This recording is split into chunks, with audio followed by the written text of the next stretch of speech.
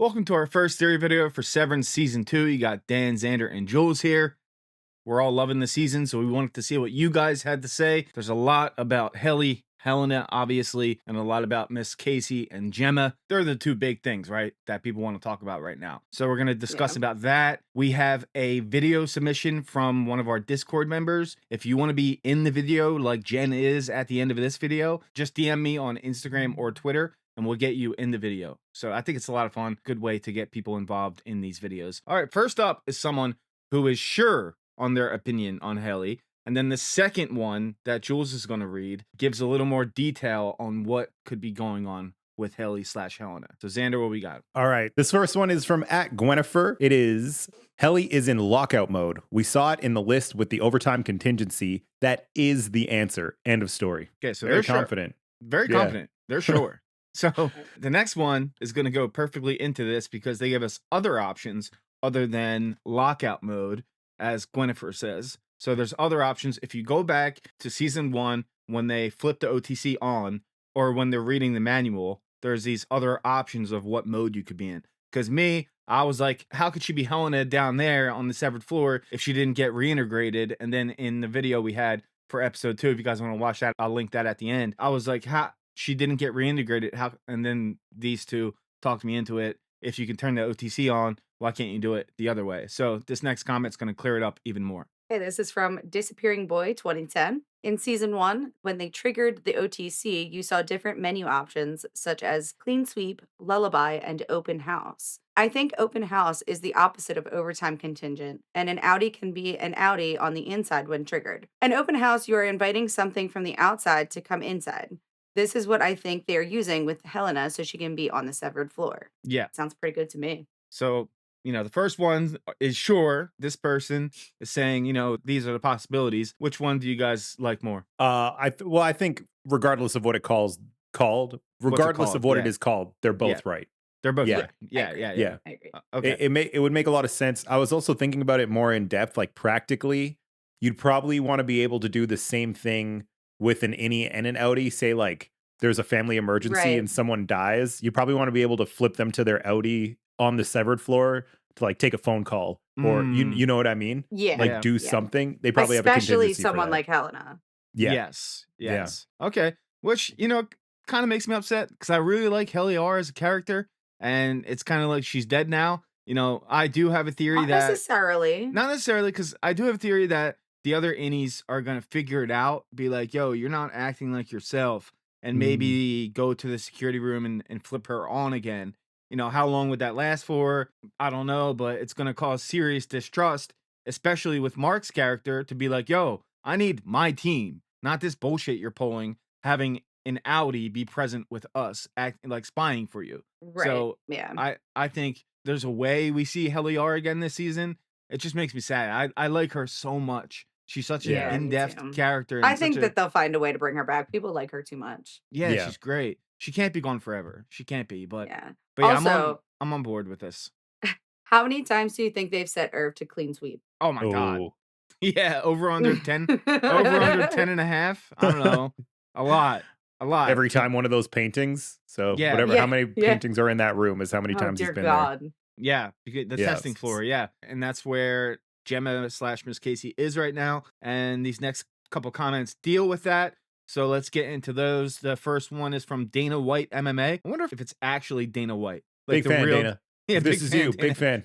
Yeah. Thanks for watching Scene Invaders, Dana White. Okay, so they say, great discussion, guys. I think it's pretty clear that Cold Harbor is related to Gemma, and thus Mark's input on her forward tempers is necessary to reprogram her or whatever it may be. The extent to which the three others in MDR are important is unclear. Maybe they're helping sort out the consciousness of people they personally know. All right, now I'm going to put up this picture right here. This was flashed at the end of episode 1 in season 2. And it clearly says on the top left corner, it's a picture of Gemma's face. In the top left corner, it says Cold Harbor. And they show vital signs and they show the bins of what the MDR refiners do when they put certain numbers into certain categories, right? The bins. So it's clear that Cold Harbor is Miss Casey/Gemma. That's a definite. So that point done. Now, the reason they need Mark's input, I think, is because, when Helena said, we just need Mark to finish the Cold Harbor Mhm. file. Mm-hmm.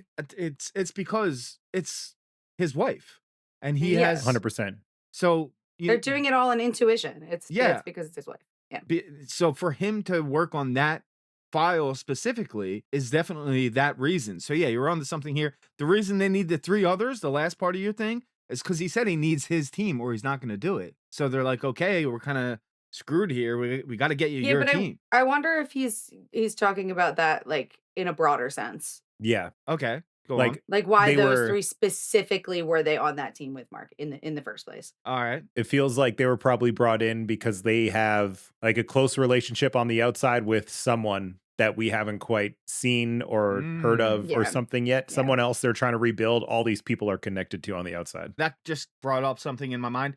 The next theory video we do next week, I really want someone to comment about Irving's phone call. We Mm. speculated in the video of episode 2 that maybe he called Miss Cobell, but I want to know what you guys think Irving's Audi is up to. He went to a payphone, he made a phone call, and he said and he's getting the messages. So what's that all about? Go crazy in the comments. If you comment here, we can use that for that video. So what do you guys think about that? That's something that's really, taking over my brain. I really want to know more about that. So yeah. All right. The next one is more Miss Casey stuff. So Xander, what do we got? All right. This one is from Fresh Corn Pop. With Miss Casey, you can see they are refining the 4 tempers: woe, frolic, dread, malice. Kier Eagan believed that these 4 tempers make up a person's character. You can see it when they fill up the 5 bins. Each bin has 4 refining folders titled WO, FC, DR, and MA. Good work there.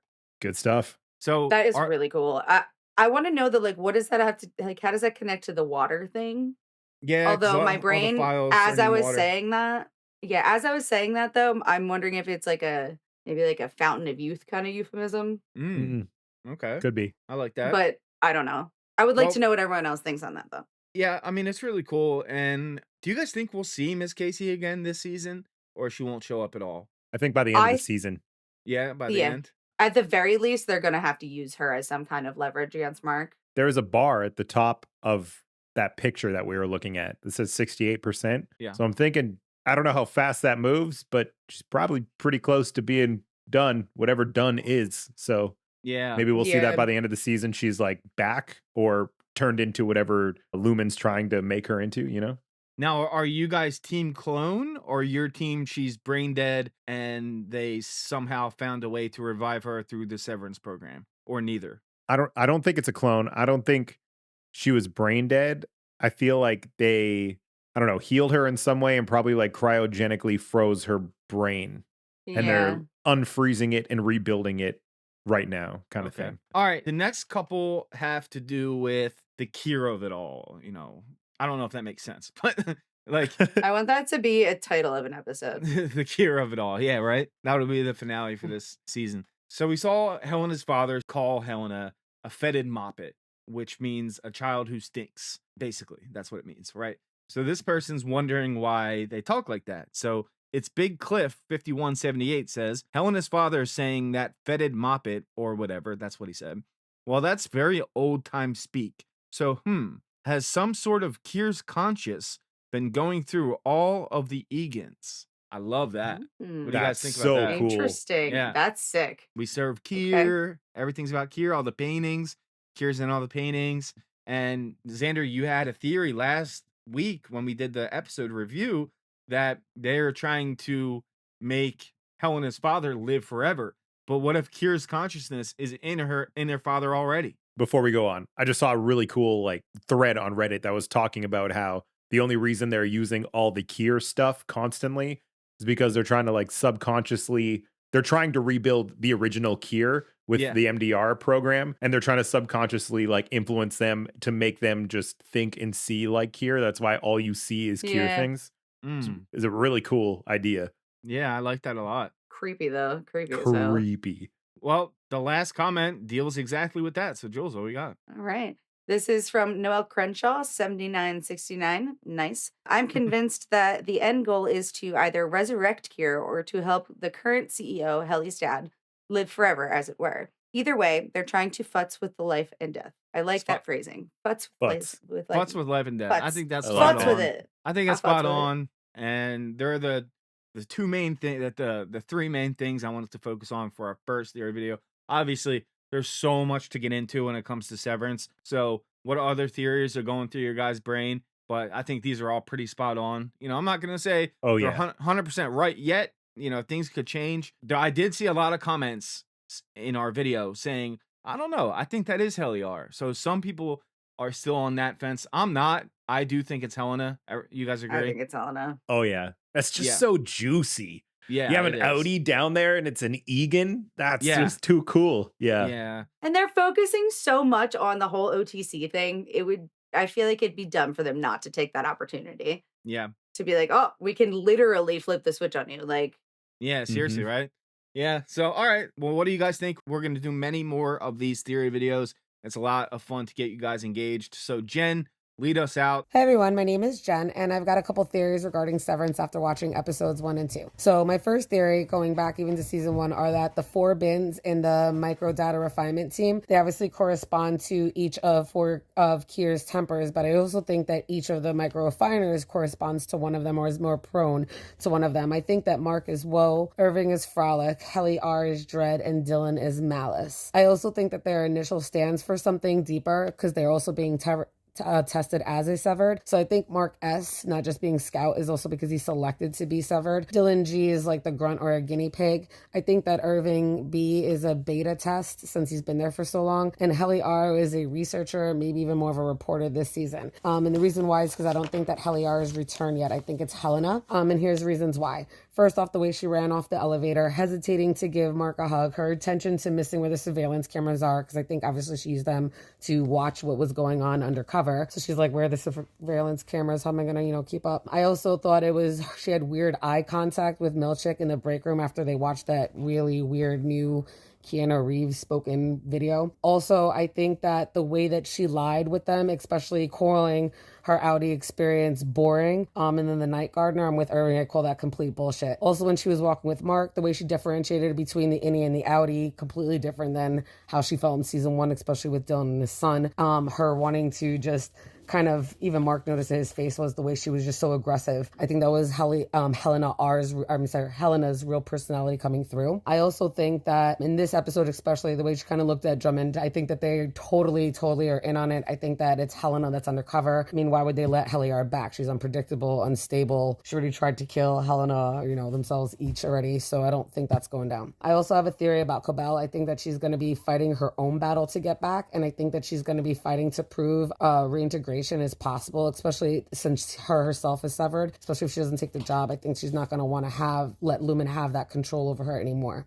As far as Miss Wong is concerned, I think that she had something to do when she was a crossing guard with Gemma's accident. And I also think after watching the first episode a million times over, I think that Miss Wong, obviously, I think Miss Wong and Miss Carey died and they've been reanimated somehow through Lumen, kind of like Vanilla Sky from back in the day. Like, they call within a half hour, an hour of you dying, they can reanimate you or freeze you or bring you back to life kind of a thing. But I think that Miss Wong arrived in the crate in Milchick's office. Let me know what you guys think. Thanks and bye. Let us know in the comments what you think of Jen's video. And thank you guys so much for watching. We'll see you next time. Later. Bye, guys.